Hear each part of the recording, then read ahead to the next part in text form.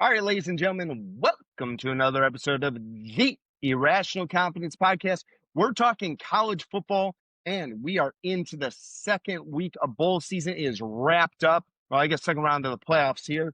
It's the new year. We're into the Final Four. I'm joined by my co-host, the man who spent New Year's Eve at a tire shop. Knew it'd be a good year. Fresh, how you doing, buddy?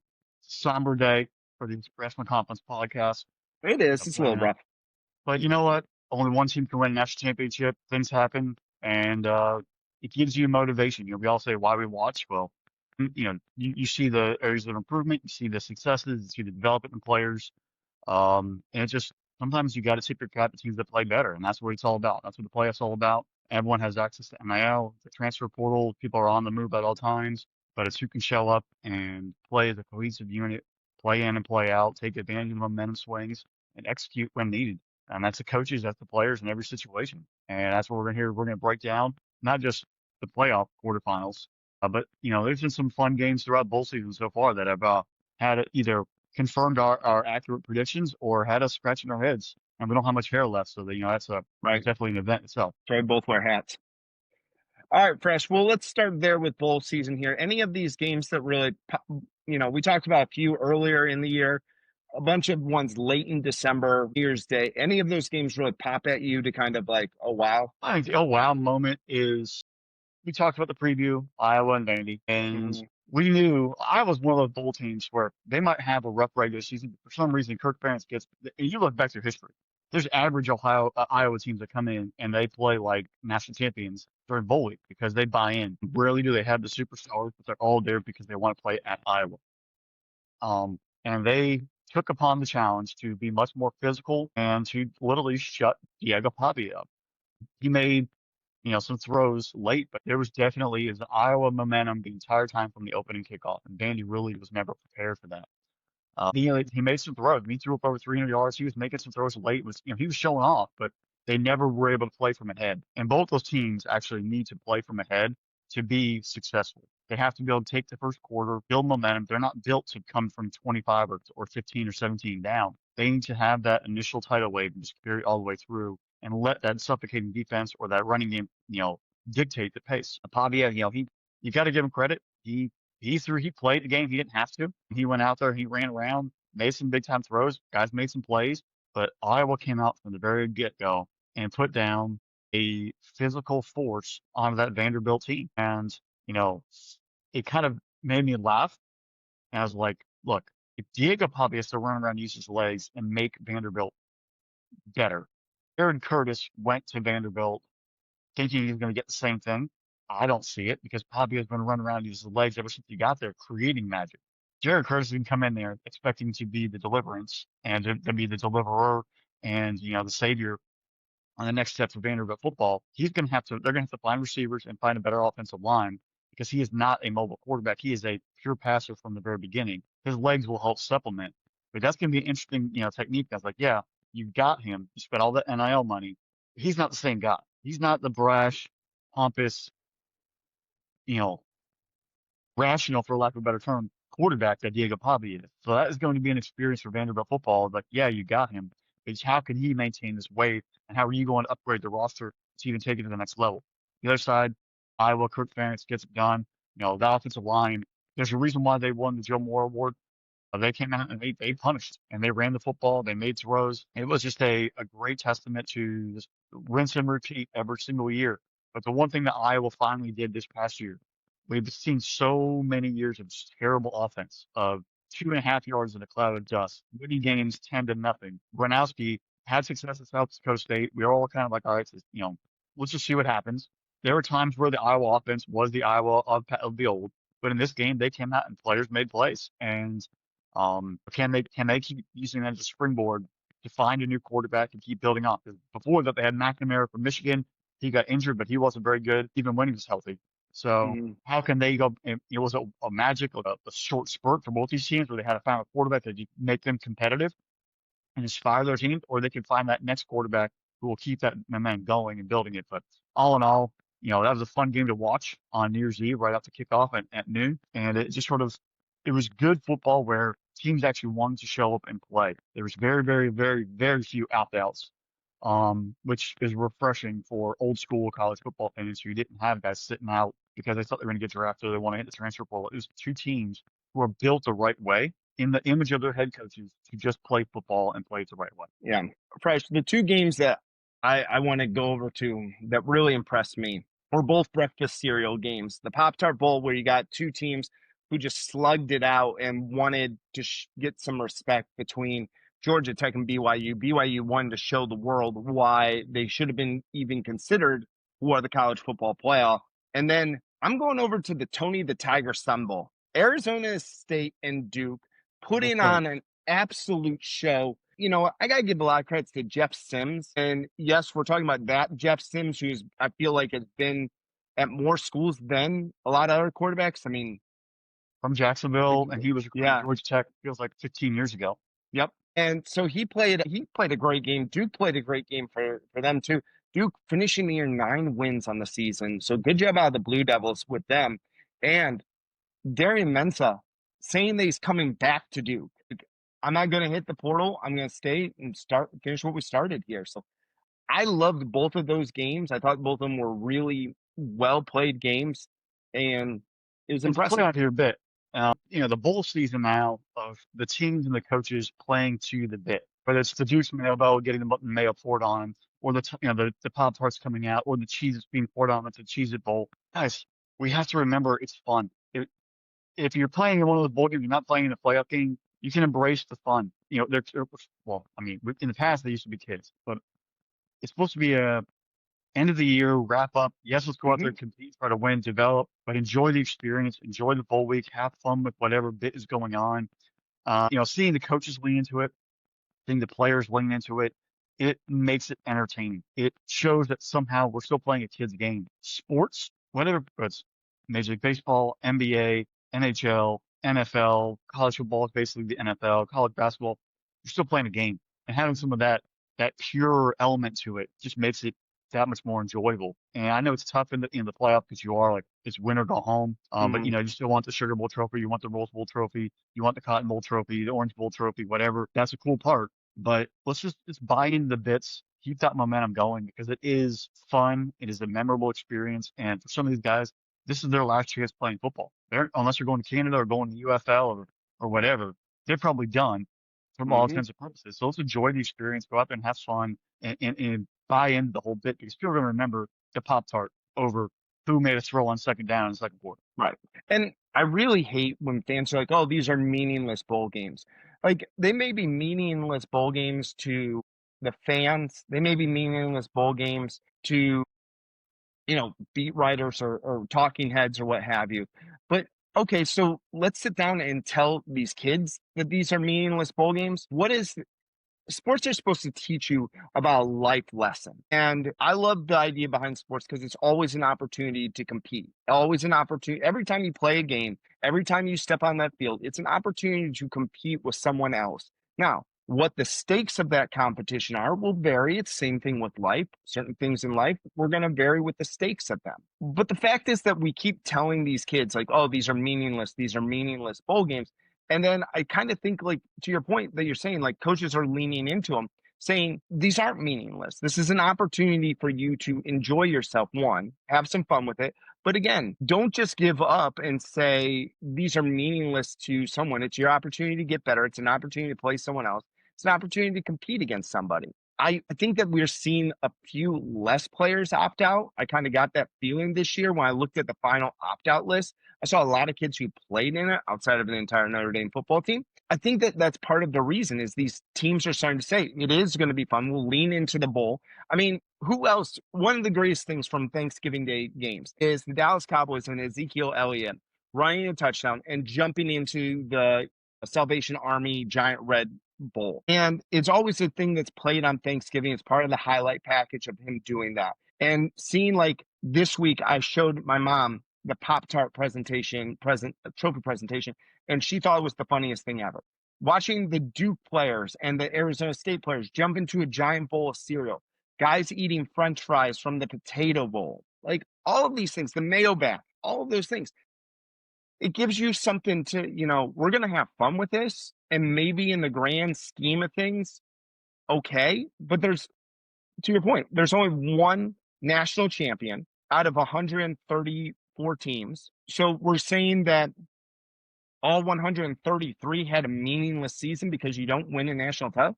That's not fair. That's not fair to the sport, and it's what will hurt the sport if we continue with that mindset. When you go, look, this is my also plug. Hey, bowl organizers in Tampa, just tell ReliaQuest to go kick rocks and go get Outback back. I Yeah, don't care what it costs. you could have so They much fun with that. they were the first ones to really take that venture, and they had obviously one as like a shrimp and one as a blossom, and whichever team won, every Outback would get a free bloomin' onion or shrimp depending on the winning team. Like that made it fun because you still had the mascots running around the field, but you also had it in a way to engage and draw in customers. But people wanted like, you know what? I want so and so to win. If I don't have a dog in the fight, because I want a free bloomin' onion or I want a free coconut shrimp. Those elements brought people in where it's like you wake up. It used to be on New Year's Day. It was a noon kickoff, the very first game of the day. You're like, oh, I'm gonna watch Michigan State versus Auburn. Both teams are 8-4 or 7-5. Do I really want to watch? You know what? I'm hungover. If Michigan State wins, I can go get myself an appetizer shrimp. Well, I'll keep watching and we'll keep cheering it on. Let my day come to me before the Rose Bowl hits later in the afternoon. That needs to come back. Buy into it. These restaurant sponsors. I mean, look, McDonald's, Burger King probably don't need to do it. Jersey Mike's, like you have a profile, but some of these other ones, like take advantage of it, enjoy it, embrace the fun, because that's what it's all about. You're going to make a connection with somebody, and they're going to remember the name. And believe me, marketing works. Marketing works, folks. Right. I bought Pop-Tarts because of the Pop-Tart Bowl. I'm being dead serious. That's the only reason why I don't eat Pop-Tarts on a normal basis. I buy Pop-Tarts this time of year. If marketing didn't work, Don Draper and Mad Men would have never been a show. Right. The other thing too is I saw online, and I think this is a good one. I think they could have so much fun with this one. Bucky's needs to sponsor a bowl. Bucky's Texas Bowl. Yeah, that's what it should be. That'd be fantastic. The beaver running around, give out beaver nuggets to everybody. That'd be so great. That'd be so great. Well, before we get rolling into the playoff here, Fresh, shout out to Richie for the Gator Bowl connection there. We wound up going to the Taxslayer Gator Bowl. Producer Drew, myself, and my son, and our legal eagle was there. Fresh was down with family, had family obligations there. I was watching the Packers get destroyed by the Ravens. Right. But shout out to him, man. He was awesome. The hospitality was unbelievable. Hooked us up with some amazing tickets at the 47-yard line. And again, the first quarter was great, and the fourth quarter was amazing too. The middle of it was a little bit on the slower side. But again, watching Missouri versus UVA was pretty cool at that point. So shout out to Richie, man. He was a great dude.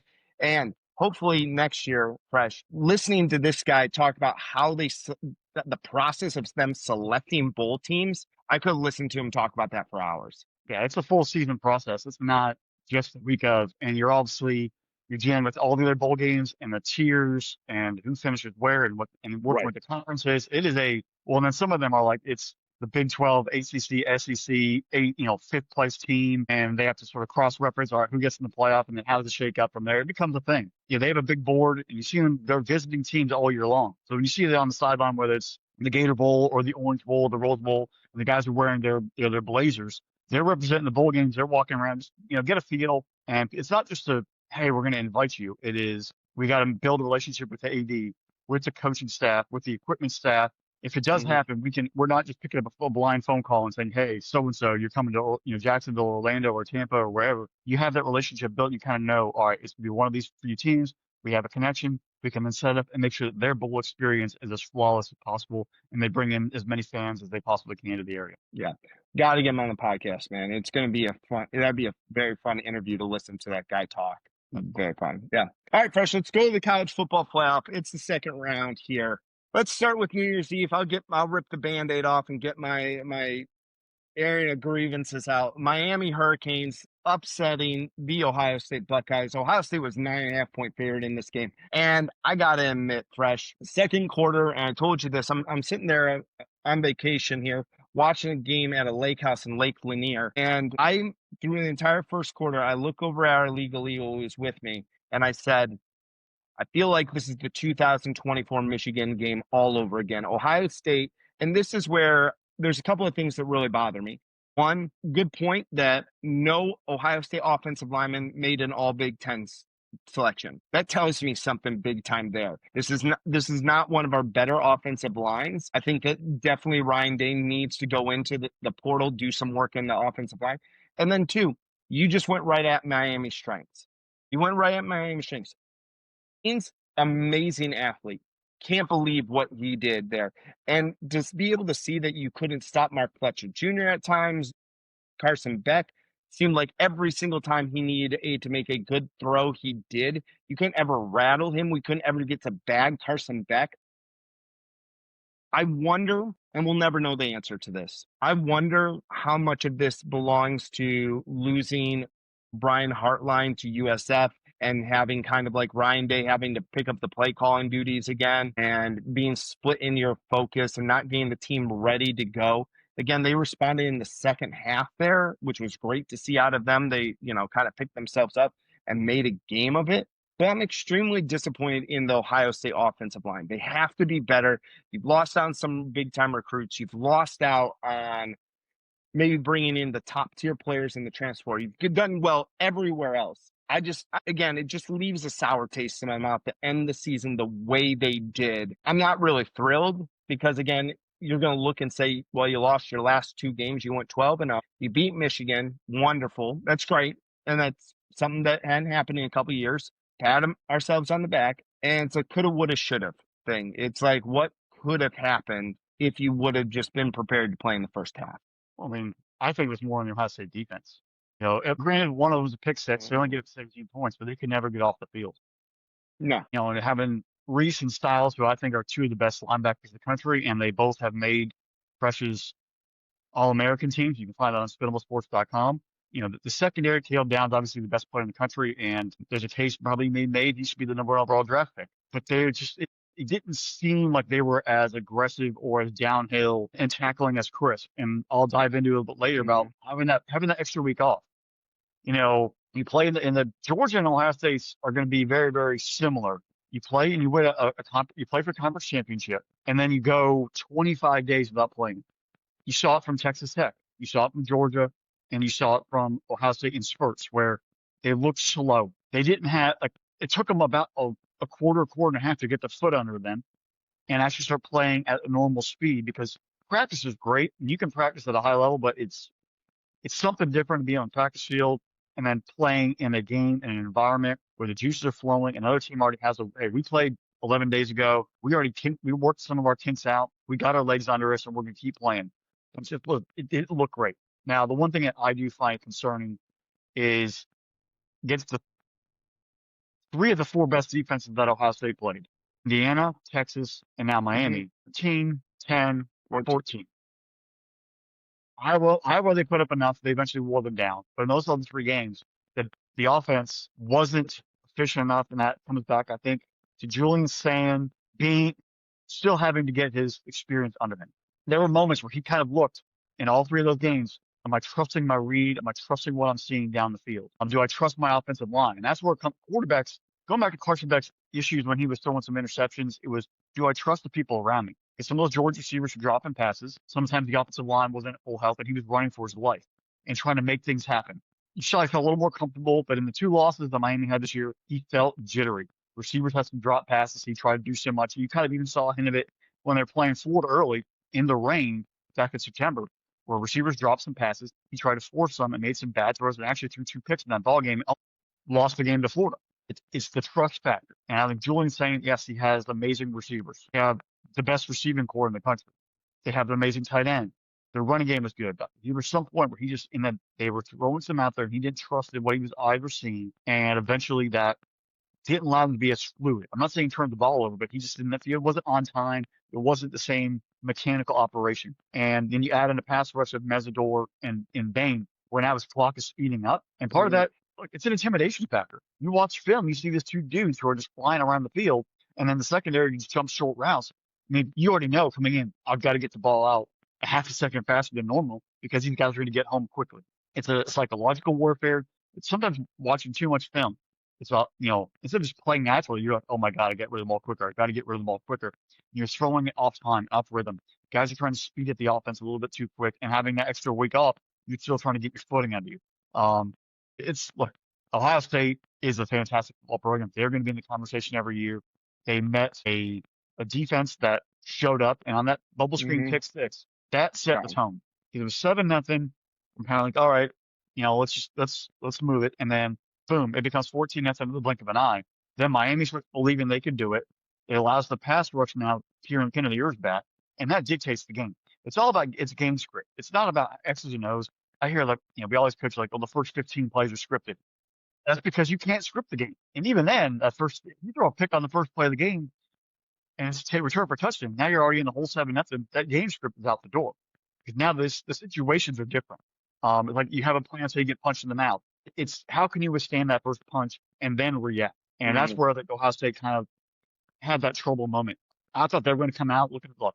They had a chance. They played a great game versus Indiana, the Big Ten title game, and really as we both know, the game really didn't mean much to either team. It meant a little bit more to Indiana because they hadn't won the Big Ten forever, hadn't beat Ohio State in 30 tries. But both Right. teams knew they were in the playoff. Both teams knew they were going to be a top four seed. Like, all right, let's go in there, make sure make sure we stay healthy, and then we'll focus on the playoff when the playoff comes. As as this is a big example we've seen in the past. The first ever top four seed to win in the past 2 years was Indiana. They just drubbed the terrible Alabama team. We'll talk about that in a second.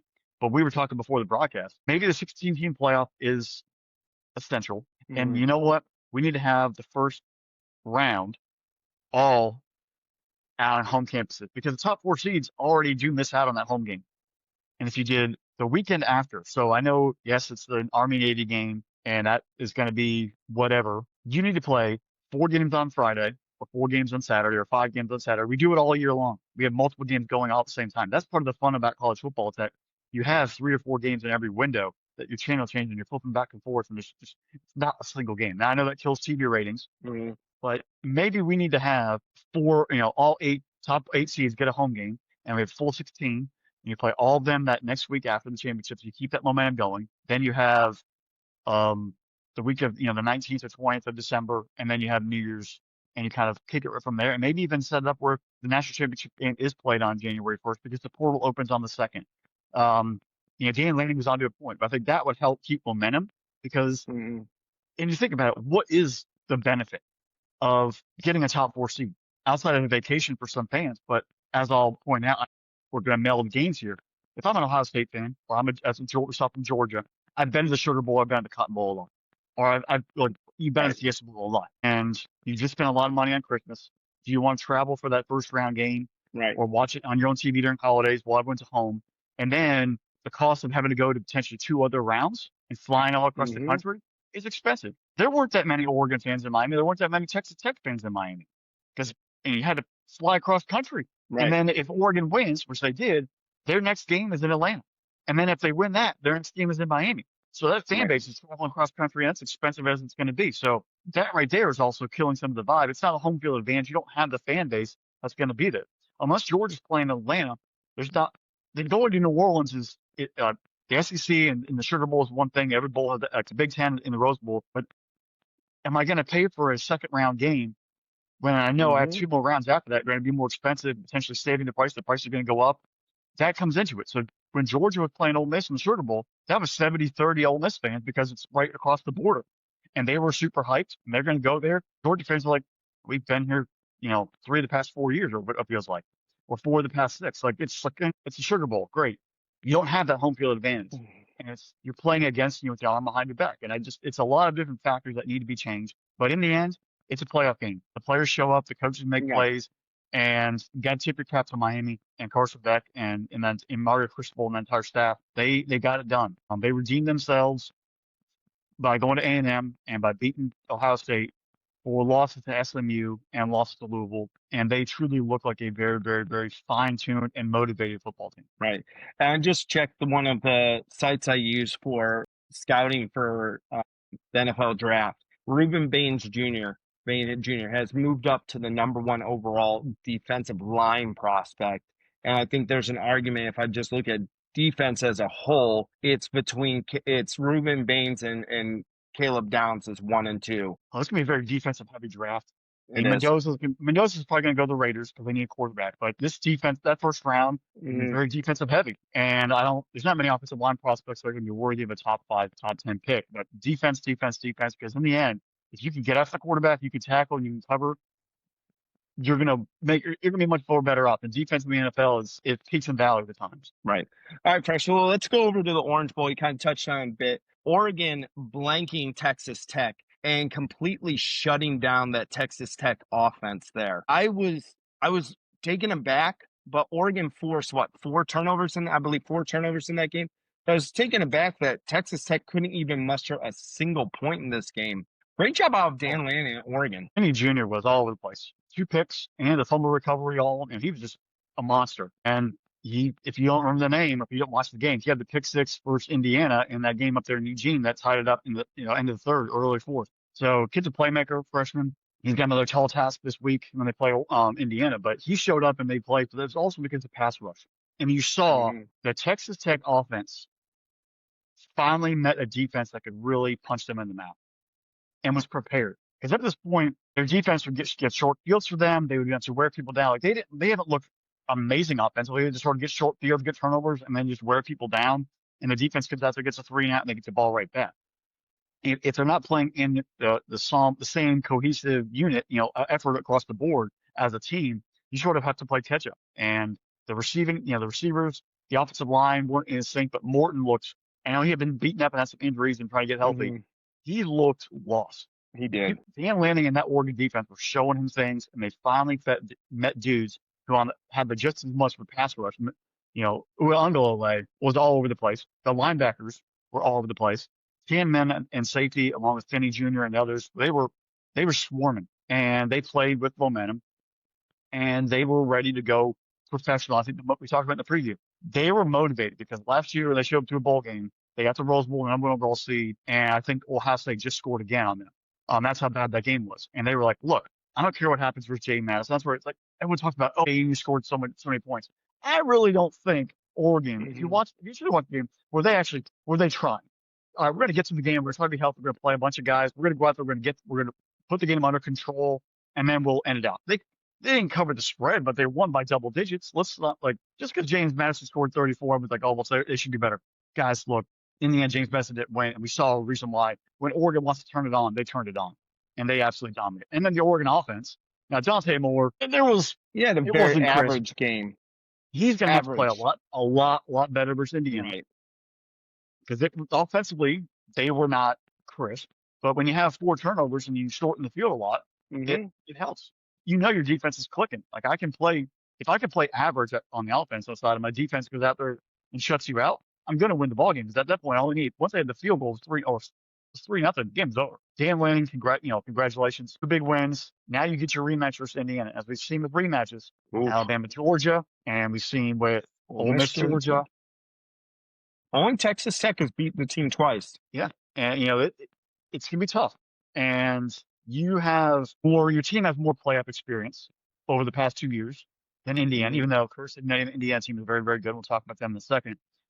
That's going to be interesting to see how the chess pieces are rearranged now. Yeah. The thing I will say with Oregon, and again, you ran the ball 47 times, 64 yards on 1.4 yards a carry is not going to do it. And I know, Dante Moore let me see how many times he was sacked. He was sacked twice, had a couple of tackles for a loss. And you look at him, he had negative 12 yards rushing. That's not going to do it against Indiana. So they're going to have to really get back in the lab and be much more focused. We'll talk about that in the preview a little bit more, but they handled what they had to do. And in the end, as the entire regular season has become with the expanded playoff, style points don't matter. No. Just one, baby. All right, Fresh. Let's go to the Rose Bowl here. And dearly beloved, we're gathered here today to kind of look back and celebrate the life and expectations of Alabama football, because I legitimately think now Alabama is going to a dark place, and you think about where they are as a team, how they started the year, and finally on ESPN, they bring up the Florida State loss to start the year. And now they bring up Indiana just eviscerating Alabama. This game was UGLY, ugly. Buzz your girlfriend wolf about 3 or 4 different times. I'm at this point, Fresh. I legitimately will now I don't view Alabama in the same light anymore. And I know people are going to point back to the regular season and go, well, they have 4 ranked wins in a row. Okay, let's go back to that. Which one of those ranked wins was any good? I will give you the Georgia win, phenomenal. That's a phenomenal win. It's in Athens. It's one of the hardest places to play. Give you that credit there. Vanderbilt, Missouri didn't beat a team with a winning record, and Tennessee didn't beat a team with a winning record this year. So this is the problem with us using the AP. The AP overranked teams. The overranked teams. This is where the bias sometimes gets exposed. Alabama didn't deserve to be in this playoff. And when they went up against a team that was better, talent-wise better than them, and played a more cohesive football game, because I watched Tim Tebow on the broadcast. Tim Tebow picks Indiana to win because they play together as a team. They play as a unit instead. Guys, we're listening to the Paul Feinbaums of the world. We're listening to all of those other people try to sit there and, pat Indiana or Alabama on the back and say, it's not that bad. No, this is bad. This is bad for your season. This is bad how it ended. Because again, as much as I criticized Ohio State loses to Indiana in their last game of the season, but they made it competitive against them at least. And then they were at least tried to come back in the second half.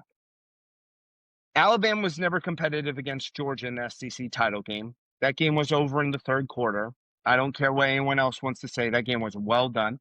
And then this game, they looked like a shell of themselves. So Nick Saban's no longer on that sideline. Kalen DeBoer, I would say he's probably on the hottest seat in America because of expectations. But again, I'm going into next season, and I am legitimately downgrading Alabama as a program now. Well, Ty Simpson will be gone. I will give Austin Mack. Is Ryan Williams coming back even noteworthy? I mean, outside, literally, Odell Beckham Jr. had 1 catch his entire career, and it was on a Sunday Night Football broadcast versus the Cowboys when the team was terrible and made a one-handed catch on the sideline, and that became like, oh, he's actually the best receiver of all time when he was just garbage. Before that, he's made one-handed catch. Ryan Williams made his game-winning catch versus Georgia last year, where he broke tackles and danced around down the field. But outside of that, I'm like, he hasn't done anything since that moment. When everyone sees that moment, like, oh, he's the greatest. He's 17, blah blah blah. He's not good. He's an average receiver who it all caught up on, and he made a flash play with everybody watching, and that is where people remember that one play. They weren't watching the Vanderbilt game, even though the numbers say that they were. Him not showing up versus Vanderbilt, Missouri, Tennessee, Georgia in the SEC championship game, Auburn, like, this is like, okay, you're just wearing a uniform and you're out there. Are you playing because of your name? And they're so desperate to keep up, they're going to give more NIL money. Jeremy Bernard is the much better receiver on that football team, and that was the problem. Alabama, 7 losses. Granted, you had 1 in the playoff this year, and you had 1 in the SEC championship game, but 5 losses prior to that in the past 2 years. That's a lot of L's. And Nick Saban, outside of his first year at Alabama in 2007, where they played in the Independence Bowl, they hadn't seen that. So this is the pitchforks are out in Tuscaloosa and all across the state of Alabama. And I think that the shine is off, and it is now officially done. Now, you make a case of playing for a conference championship. At the time, they were a 3-loss football team. 2 losses. 2 losses here. And then you lose 2 in the playoff. So is BYU. BYU lost the same team twice. I think that was the biggest deciding factor. BYU didn't play any other ranked teams. That's like Utah. Alabama's going to get a bigger draw. Right. In the end, ratings and how could we have that sizzle? I get it. Make the case for Notre Dame, but hey, Notre Dame had 2 losses, and their schedule was abysmal. It is what it. And the 2 teams that you had lost to were also in the playoff. It was very, very difficult for you to get that extra bump, especially when Miami's on the fringe. I think Bama has lost all the credence, lost all the support, but we can't just say they've lost it, because Indiana is a legit football team. Oh my gosh, yes, they are. Now they do have.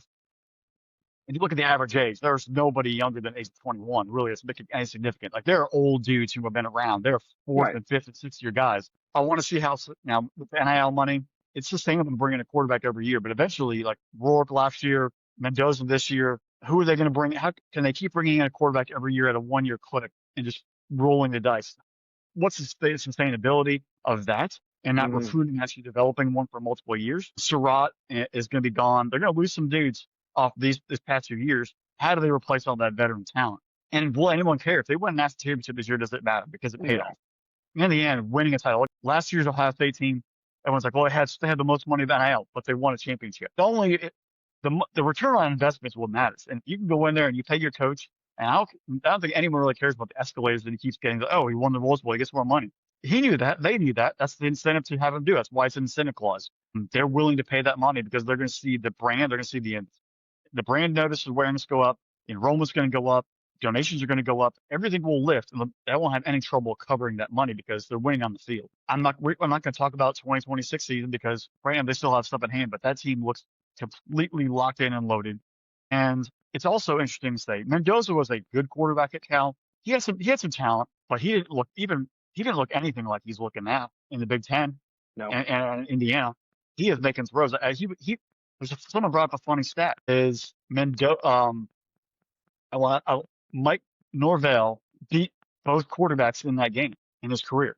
He beat Cal last year when Mendoza was quarterback, and he beat Ty Simpson this year. You're kind of like, how that trash head coach has beat both quarterbacks in that game at least once in his career. The only guy to ever do it. But it just shows sometimes you need a supporting cast, you need a confidence Mhm. boost, you need the coaching. And what was the coaching at Cal? Probably it didn't tap into his potential. But you're seeing Cal this year under the new quarterback who has a lot of success. You have to get in a vibe and a flow. And Mendoza's playing really well. The receivers are making catches. Omar Cooper Jr. and Surratt. They can run the football. The offensive line is dominant, and defense. Kamara and Fisher and company and D'Angelo Pons is amazing at corner. They have the players, and they're all on a wave, and they have nothing to lose because you know what? Nobody expected 2 years ago Indiana to be anything, and look where Right. they are. They have technically they're 1-1 in the playoff. They have a Big Ten title. They finally beat Ohio State. They beat Michigan. They've erased a lot of demons. They beat Oregon. They beat Oregon, but now the pressure is on. Like now, all Right. right, you are the #1 team in the country. You have Oregon in a rematch. How do you make adjustments, and then how do you prepare for an Ole Miss or Miami team and down the road? Can you handle the pressure? Because everyone else is a Mhm. lower seed. You are now the top seed. You are the top dog. And potentially, a top 3 team in the country coming into 2026. How do you then handle this expectation? How do players, are they still hungry? I think that's another element. We've seen our team still hungry after winning a championship. Who has the roster? Where's the next motivation to keep going? But right now, Indiana, absolutely flawless performance. That game was over in a blink of an eye. Dominant effort. And I'm really excited to see how they match up and how they play in a rematch versus Oregon in a neutral site, where I have a feeling we're going to see a lot of Indiana fans down in Atlanta on this Yeah. upcoming week. Yeah. College football fans everywhere need to start giving Indiana their flowers. Like they really do. Because if you think about it, you made the statement there, Fresh, that 2 years ago, the expectations at Indiana were zilch, nothing. Win 2 games. Win two Win two games. games. And now they're in the final four of the playoff. Like it doesn't matter. We made the point earlier. It's hard to beat the same team twice in a single year. It's tough to do because they have tape on you. They know what you're going to try to do to attack them. They're going to alter it. They're going to play. They want revenge on it. There's a motivating factor on it. Even if Oregon clips Indiana in the next week, Indiana is going to walk around this year in a single season. They beat Oregon in Eugene. They beat Ohio State. They beat Alabama. Last year they played, and maybe we need to go back and re-examine that Notre Dame Indiana game and say, like, were they just a quarterback away? Like they had Rourke last year and say maybe that was the one thing that they were missing. And they got Fernando and he's completely energized this team and turned it around. I can't say enough good things about Indiana. And I think that they're going to do things their way. They're going to change this narrative, I think. But from here on out, like the expectation is moving very high for them. Again, they're playing with house money at this point. They're playing with house money. No matter what happens, they're the first team to win a playoff game after a bye. Everyone else is 1-7. You look at no one expected them to be where they are. Great job out of them. And now if you beat Oregon a second time, and you're looking across the field at Miami or Ole Miss, like shoot, I really like this Indiana team for what they've done. Their defense shut down Ohio State. Their defense shut down Alabama. Their defense did a great job most of this season. I can't think of a game where I want to say, I don't think there's a game where, yep, Penn State has the record, 24 points. Penn State was the team that put up the most amount of points.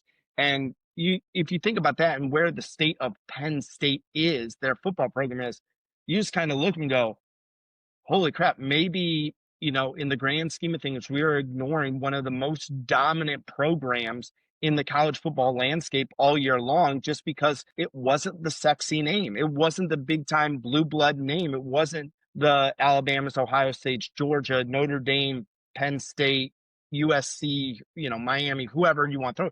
It's little Indiana, a basketball school in the Midwest. We're not a basketball school. I know. So I think it's college football fans across the country. They need to put some respect on Indiana's name because what they've done is very impressive. Somewhere Bob Knight's throwing a chair across the court. Yeah. All right, Fresh, let's go to your game. Ole Miss versus Georgia. It was in the Sugar Bowl here. I'll admit, until the clock hit 0-0-0, and it took a very excruciating, long time for the clock to hit 0-0-0. I'll be honest, I never believed in Ole Miss. And bad out of me that I didn't think Pete Golden's team could beat Georgia. I did not think that. I almost went to bed at halftime. There was the first quarter, Georgia they looked slow on both sides of the ball. Ole Miss went down, got the 2 field goals, so Georgia held on. It could have been ugly, but they got the stops they need to in the red zone, forced the 2 field goals. It was 6-0. Well, not in the red zone because they had a 55-yard and 56-yard. The kid was making kicks from all over the place. But they had a little bend, don't break. Then Georgia offense kind of sort of fine behind Nate Frazier. The offensive line was starting to lean on, run downhill. You get the first touchdown. You get the fumble, back in for, the score. You get to stop the 2-point conversion. It's 21-12 going into half. But that last drive before the half, it felt like Georgia kind of took the foot off the gas. And you had a chance to double up because you got the ball for the half of the second half. You could have gone down there and made even 24-12 would have been, all right, up by 2 scores, legit. We get the ball for the half. We can start leaning on them a little bit more. Because Frazier was getting 4, 5, 6, 7 a clip whenever he wanted to. Then not scoring right before the half, and then 3 and out to start the second half. It felt like there was the play calling got very conservative all of a sudden. Maybe they were also relying too much, like, hey, we had success with Nate Frazier, and you start seeing them then on very obvious situations running with Bowens or running, the toss or, an edge play with McRae. He's a power back between the tackles, but that made no sense. There's no reason making the edge. There's a couple of immaculate plays where Gunnar Stockton's running around, makes a throw to, gets crushed, makes a throw to, Cash Jones, who gets a first and goal out of it. And like there were guys who made plays, but never felt in sync. There never felt a flow that you saw versus Alabama or the flow you saw versus Ole Miss earlier in the season or versus Texas. The offense was just, it felt like one drive they were in sync, and the next drive they were kind of, it wasn't there. They never had a chance to put it away. And even then, Dogs being up 21-12, about 5 minutes to go in the third quarter, it's 4th and 3 from roughly around midfield. And Chambliss makes a throw and rolls to his right, back across the middle of the field. Guy makes the catch and then breaks the tackle and gets a first and goal. That gave Ole Miss confidence and completely shifted the ballgame. If they get off the field there, Dogs have the ball about midfield. They probably can run another 3-4 minutes off, get the fourth quarter up 9, and maybe get a field goal here and there and just milk it away and move on. But that gave Ole Miss and Trinidad Chambliss life, and then that offense just exploded. And Georgia's lack of consistent pass rush really hit home. Even then, the whole thing, you have a chance to win the ball game down. You have first to goal at the 3, and they get conservative. You don't run off clock. They can easily, if you watch it, run off clock, get it all the way down, kick the field goal, and give, I think 18 seconds left on back to Ole Miss to get the ball before the end of regulation. Leave too much time, makes a big time throw, gets first down inside the red zone, kick the field goal, win the game, and then obviously the chaos. Nate Frazier being hurt obviously shifted the game plan. Kobe Young made some great catches, but Noah Thomas not being involved. The tight ends, Delp gets the catch on the first play of the game. Him and the Lucky gets a catch on the fake punt. Outside of that, they weren't involved. Ellis Williams not involved.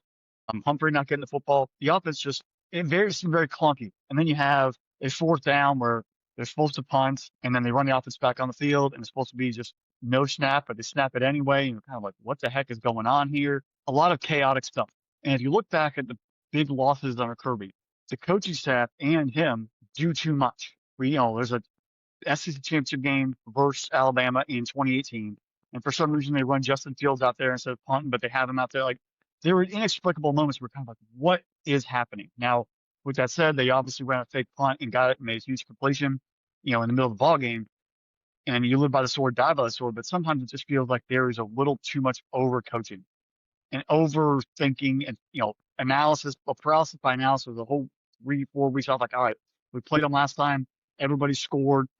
How do we, over change instead of just doing what we were doing and seeing our success points? They still couldn't contain Trinidad Chambliss. Ole Miss had 2 receivers over 100 yards. Lacey ran for 98 and 2 scores.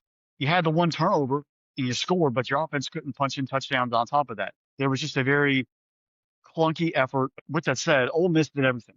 They played the entire game. They could have laid down and quit, with their whole chaos of situations. They took advantage of, hey, we converted on a 4th down. And then we got the lights like, all right, we're still in the ball game. Let's go down and score. They score. It's 21-19. I think they got the 2-point. And then from there, they didn't blink.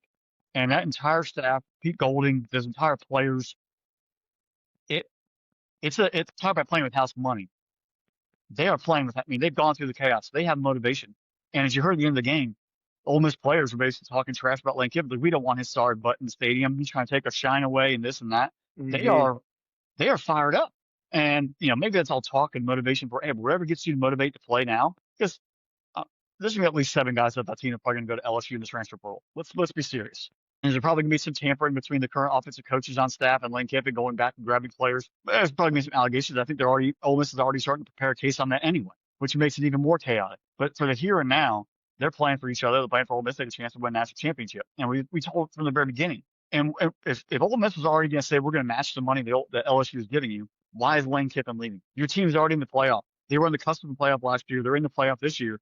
And you're going to win a national championship at LSU, but you have everything in front of you with your current program. And it's not even like going from South Carolina to LSU where they play in the SEC, but they're not rivals. Like, Ole Miss and LSU are diehard hated rivals. It's an ego thing. And maybe the players, that's an extra little element that they have found the win. They could have nailed down, and Georgia had a chance to put the game away, and they didn't. They got very conservative. The pass rush wasn't able to contain. There's one play that I'll remember where Dalen Everett's coming on a corner blitz, and usually he lights up the quarterback. And this one, he's chasing down, and Trinidad Chambliss just doubles back and loose. Mm-hmm. And Everett kind of slips, trying to repivot, slips and falls, has the entire edge. And then that's when, Chambliss makes a throw on his left, on the run, completes, boom, keep a drive. I think it was also a 4th down call, keeps the drive alive, and then boom, they're in motion. Like, Chambliss played out of his mind. Kid, you can watch film, you can have the experience, but in the moment of a play-by-play mentality, he was the difference maker. He went off. His stats weren't much different than when they played in Athens, but the defense made a couple plays. Georgia's offense didn't keep the pace, but he made plays late when it mattered. The exact thing that happened in October, where Ole Miss had a large lead going into the second half, had the 1-point lead at halftime, and a large lead going into the 4th quarter, and lost. The exact same thing that happened here, where Ole Miss then finished this time. Georgia faded, and Ole Miss finished. If Gabe Harris is playing, if Joel Aguero is playing, do they get off the field and maybe make a couple stops? You never know. You can't play the what-if game.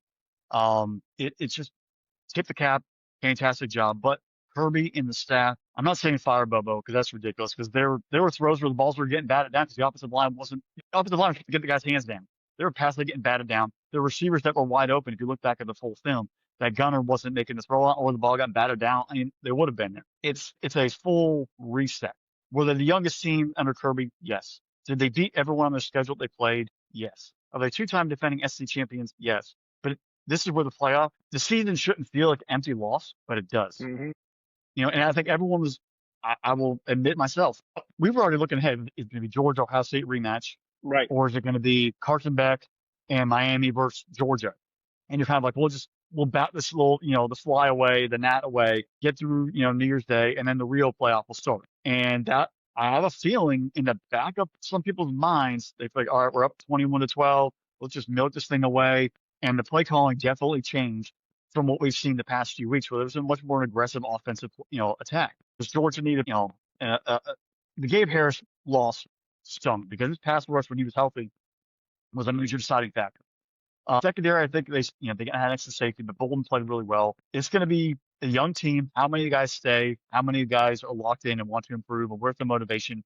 Drew Bobo being out on the offensive line, you could definitely tell him keeping the guys in play, keeping the guys organized. keeping the guys in the normal area was a loss. And how does Tolliver grow and mature at center, or do they go out and bring somebody else in? Do they keep the two tackles from the portal?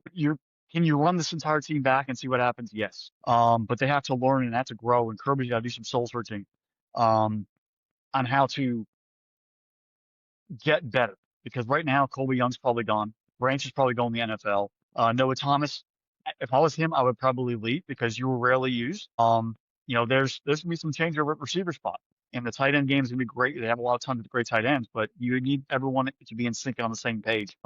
This is going to be probably the biggest offseason for Kirby because you won your conference 2 years in a row, but you haven't won the national element. And that makes that 2023 loss to Alabama in the SEC championship game sting that much more because there's controversy. They let Kirby in, or they let, Nick Saban in by losing that kind of on purpose or having some bad play calls. That team, if they came out there and beat Alabama, you're going for a three-peat. It just feels like it was a lost opportunity, and that's just going to weigh more because you keep seeing these issues pop up. Ole Miss, keep riding the wave. You're playing with house money here. There's everyone. You're actually America's team at this moment. As funny as it is with Indiana in the playoff, you're America's team because Lane Kiffin made it a circus. And people are like, well, you know what? Let's let them win without him. Let's let them win for that clown who left. And it would be really funny if we had an Ole Miss Indiana game. I actually think that might be the highest viewed national championship game ever because everybody's going to be invested whether they have a dog in the fight or not because of the storylines of Indiana or Ole Miss playing without their original head coach and that motivation. And we'll see what happens, obviously, but you have the entire nation behind you supporting you, and that is something very rare. Enjoy it, embrace it. Trinidad Chambliss is an amazing story. Keep riding the wave, keep playing. It just shows when you get in the playoff, health and momentum are what matter. And if you can ride that wave and make plays, you're in great shape. See, Fresh, I look at Ole Miss and I think about the first half that we watched. And Ole Miss in the first half looked like a bunch of dudes playing football for the very first time. And when I say that, how many times did we see Chambliss hit a guy in stride, hit him in the hands, and the receiver dropped the ball? It's 3 drops in the last drive, I think, of the half. Right. And I looked at that and I said, man, I really think that while it's nice to get a win at home against Tulane, I really started to get the feeling that the moment was starting to get too big for Ole Miss in that first half. There's a lot of pressure. And the idea of, hey, we got to go beat the conference champion in the Sugar Bowl here and with all the craziness around him. And again, we pointed this out. I didn't see, and I kept looking and looking and looking, not a single national person that doesn't have direct ties to Ole Miss picked Ole Miss to win this game. Not a single one did. Everyone picked Georgia to win this game. And I still really do wonder if all of these things is kind of creating a perfect storm situation that if you take one aspect away, a single aspect you take away and change, Ole Miss is not where they're at currently. But the fact is, Lane Kiffin did what he did. On top of that, you get Tulane at home, you promote your defensive coordinator. There's all the conversation about the coordinators, whether or not they're going to be allowed to coach or not. You know what? If I'm Ole Miss, I'd be like, okay, you're voiding your contract. And everyone steps in and says, you have to finish coaching this. And if I'm Charlie Weiss Jr. and Lane Kiffin says, like, I can't coach in the bowl game, well, you know what? Maybe I don't want to come with you. Maybe if you're hurting my personal career to not allow me to call plays in the next round of the game. I get it. You want me to be on your staff getting ready for everything else. But maybe I don't want to work for you, and maybe you don't have the best interest for my future career there. And I tell them to pound sand because I haven't signed a contract with you yet. I'm still under contract with Ole Miss here. I would really respect that if they did those things. Well, Ole Miss already did sign a contract. Right. Well, Ole Miss, you still have an old contract though. You got to take care of though. That's why they're trying to see if they want to get them out for this next round. So because they do have contracts taking in both spots. So and technically Lane Kiffin does too, because LSU is actually paying for all the wins that Ole Miss gets. Right. So you're under 2 contracts at the same time, which makes it very weird what takes precedent in having a constant communication between former head coach to defensive coordinator now to rivals. It's a weird weird scenario. The other thing I gotta say too, I was very weirded out by the play calling as well. You kind of touched on it with Georgia, especially in the last 2 minutes there. I'm not gonna bring up because again, I was a little annoyed with the officials missing the face mask on Well, I was Lacey terrible. That there. was blatant. That I was was absolutely blatant. terrible, terrible call because that I think changed a huge impact of the game. But Big Ten officials. I know, but Mike Bobo or Bobo not running Stockton again. And again, I will personally always admit, there are times I have been critical of Gunnar Stockton, and I'm okay with that. I'll live on that one as well. But I will also tip my cap to the kid because a lesser kid that's not as tough would have gone out of that football game. He took some hits that we saw in the Alabama Indiana game. Simpson went out and Austin Mack had to come in there. There could have been any time where Gunnar Stockton stayed down and could have stayed and been like, maybe I need a play off. Well, I think this also adds, the one throw we all remember was he was rolling through his left, threw the Cash Jones, and got absolutely eviscerated. If that was me, like old cartoons where like if someone gets hit, like you see like the soul just like a gray Right. shadow, the soul just fly off. My body would have been laying on the ground, but my soul would have been the 400 section. The fact that he was playing the next play, and there was no targeting, you kind of like, well, we protect the quarterback for other reasons, but he's technically a runner. He's out of the pocket. All these different demographics come into play, but nobody even knows what personal fouls are, roughing the passer is anymore because some tick-and-tack stuff gets called, and then where the dude gets driven into Thursday or Friday or Saturday, it's kind of like, Mm-hmm. well, why are we not getting the same protocol? But that dude, he ad-libbed a touchdown, ran it in. As much people are like, well, maybe there's better quarterbacks. I'm using quotations out there. But you know what? Mm-hmm. There's someone who's going to do every can to play for Georgia. And I'd rather, if that guy's going to literally make everything try to potentially happen, I want him as my quarterback. Because as we're seeing right now, NFL style quarterbacks, there's really not a typical NFL style quarterback. Mm-hmm. If you could go out there and just produce and be able, offensive lines aren't what they used to be. It's not a 3-step drop anymore and throw. You have to be able to mobile. You have to be able to give a little grit. You have to lead. And you're going to be Brett Favre-ish, where you're going to live and die on every play. You're going to make some great plays. You're going to make some, boneheaded plays. You learn and you hopefully grow. But him being resilient, maybe you need to get him in a nice path and, being, checking in on him. And that's also, I think, from a observation of player safety, maybe we need to protect our players a little bit too much and maybe a little bit more because if the guy's taking like that hit, yes, there's a play up on the line, but maybe, like, hey, the guy just giving me a thumbs up. If that was the NFL, I'm sure that we would have had the boots up top saying, stop the play, get him out. They need, those are some hits that he was taking. And you're kind of like, how is that body surviving the violent nature of the game that's happening? And football is violent. It is what it is. But he was a dude who just kept getting him off the mat and making things happen. And maybe they were trying to protect him. They didn't want him rolling out and running. They were trying to run the football. But even then, they could have run the football and killed the clock and kicked the field goal and tied it and gone to overtime. So there was just a lot. And I know Kirby said it's us on us and the coaches. That needs to be, I'm not saying fire Boba because there's games where Boba gets in his bag and the plays are being drawn up. And if you look at the whole, 22, there were things that were there. But how do you now take what you've learned, coach on your players, get them prepared for the next step and grow? But when it comes to game day, you need to be locked in just like the players are because they're only as good as the play call. And you have to have that all in sync to be able to be successful. Yeah. I look at this here, Fresh, and I look at Ohio State and I look at Georgia, and I feel like that both of us have the same thing that we need to fix going into this offseason is I think that both teams suffered at the point of attack on the offensive line this year. And in certain big time games, when you went up against a high quality pass rush, you saw teams were able to get pressure to disrupt your offense.